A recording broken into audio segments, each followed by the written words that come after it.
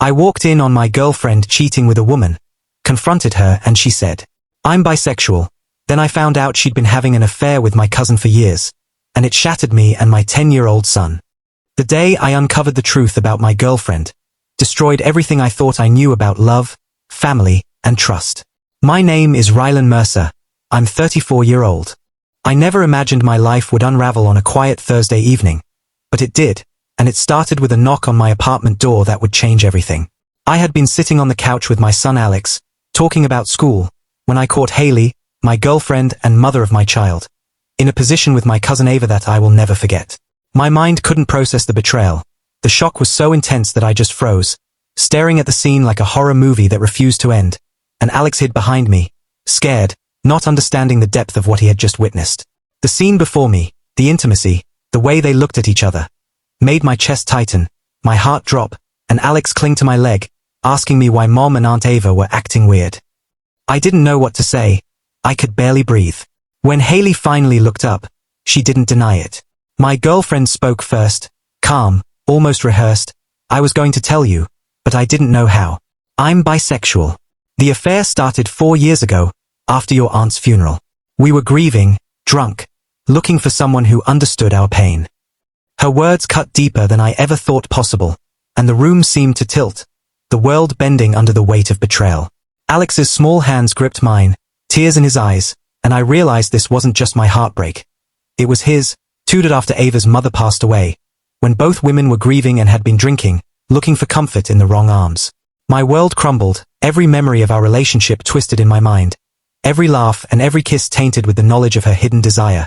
And my 10-year-old son, Alex, sat quietly, tears streaming down his cheeks, asking why Mom and Aunt Ava couldn't love him like I did. Her words cut deeper than I ever thought possible, and the room seemed to tilt, the world bending under the weight of betrayal. Alex's small hands gripped mine, tears in his eyes, and I realized this wasn't just my heartbreak. It was his, too. The fallout was immediate and brutal. I tried to tell my parents what had happened, hoping they would stand with me, but instead, they accused me of losing my mind, claimed I was exaggerating, and sided with Haley.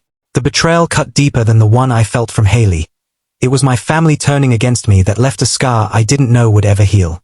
Alex began slipping in school, his grades dropping, his once bright smile replaced by quiet withdrawal, and every day felt like a battle I was losing before it even began. I confronted my parents immediately, hoping they would stand by me, hoping they would see reason, but instead, they accused me of losing control, of imagining things, of overreacting. They sided with Haley, telling me I must be having a breakdown. My anger was nothing compared to the disbelief I felt. My own parents couldn't see the betrayal before their eyes, choosing instead to silence me. The betrayal cut deeper than the one I felt from Haley. It was my family turning against me that left a scar I didn't know would ever heal. Alex began slipping in school, his grades dropping, his once bright smile replaced by quiet withdrawal, and every day felt like a battle I was losing before it even began. Meanwhile, Alex began slipping at school, his grades dropping, his once bright, curious eyes dulled with confusion and sadness, and every night I lay awake, wondering how my family had turned against me. Then came the call from Henry, Ava's ex-boyfriend. His voice was frantic, almost desperate, and the words he spoke made my blood run cold. Ava was allegedly planning to manipulate the custody of Alex, painting me as mentally unstable to take full control. I felt a surge of anger I didn't know I could contain, and I knew that I couldn't let my son fall into their hands. I hired an attorney immediately, someone who could protect Alex and ensure that Ava's manipulations would not succeed. The legal battle was tense, filled with lies, counterclaims, and threats, and every step reminded me that betrayal doesn't just hurt. It tries to destroy everything you love. When I finally confronted Haley and Ava together, the tension was unbearable. Haley tried to explain that it wasn't love, that it was about comfort, about understanding, about a grief they shared after my aunt's funeral. Ava denied any plans to harm me, called Henry unstable and unreliable, and tried to make it seem like I was overreacting. But I knew better. I knew the signs, the history, the stolen moments I had never noticed. My heart had been broken, my trust shredded, and nothing they said could put the pieces back together. Haley and I separated immediately. I moved out of the apartment for a while, renting a small place closer to Alex's school. Alex, despite being only 10, showed a level of maturity that astonished me. He would hold my hand, whisper that everything was going to be okay, and tell me he understood that Mom had made mistakes. My son became my anchor, and slowly, I realized that the only person I could trust entirely was him. Months later, Ava reached out to me. Her voice was hesitant, full of regret. She explained in detail how the affair had started, how grief and alcohol had clouded judgment, and how my mother's early acceptance of Haley had unintentionally fueled the situation. She begged for forgiveness, and while I wanted to scream, to hit, to tear everything apart, I kept my composure. The anger I felt toward her and Haley was volcanic, but my focus was Alex, my son, the only person who mattered. The betrayal from my parents lingered like a dark shadow. I had cut them off completely, refusing to answer their calls or messages, unable to forgive their blind loyalty to Haley. Months passed before I reconciled with them, but even after apologies and tears, our relationship was never the same. The trust that had existed was gone, replaced with a cautious, fragile connection that required constant care to maintain. Haley and I tried couples therapy, but my heart wasn't in it. Every session reminded me of the betrayal. Every word of reconciliation felt hollow. I couldn't forget the moment I saw them together. The position, the intimacy, it haunted me, and no therapy could erase that image.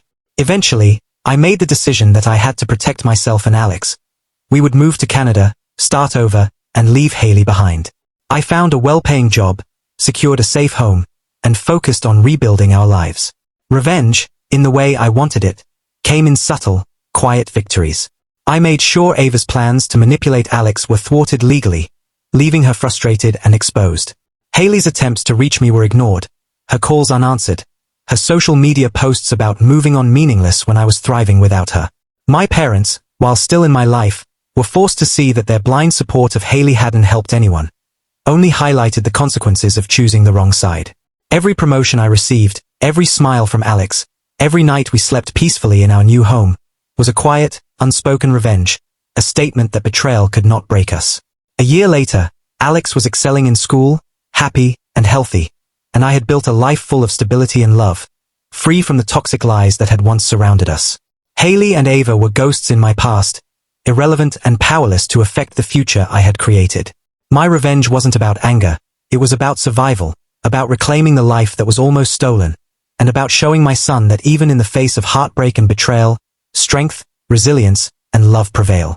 Haley, frustrated by my silence, tried to reach out again, sending messages filled with apologies, excuses, and even threats.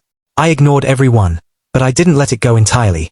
My attorney sent her a formal notice reminding her that any attempt to interfere with Alex's life or manipulate the courts would have legal consequences.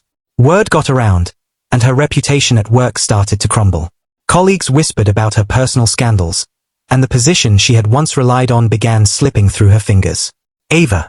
Meanwhile, Ava tried to charm her way into social circles, but Henry, frustrated by her lies and manipulations, exposed the details of her schemes, leaving Ava embarrassed and isolated.